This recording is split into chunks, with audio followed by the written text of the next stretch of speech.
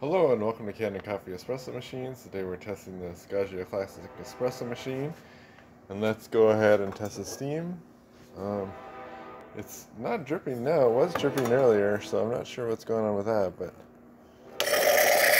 maybe it's an intermittent issue.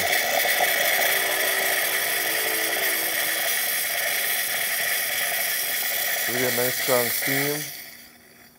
And then we'll turn off the steam and do a cooling flush. That's how I prefer to make espresso.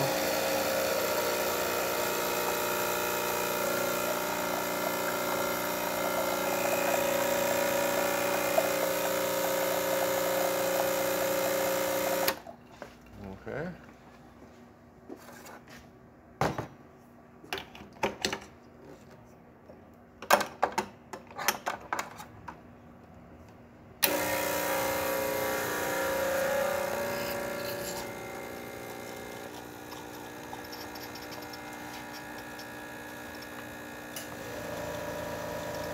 Get a nice shot of espresso with good crema.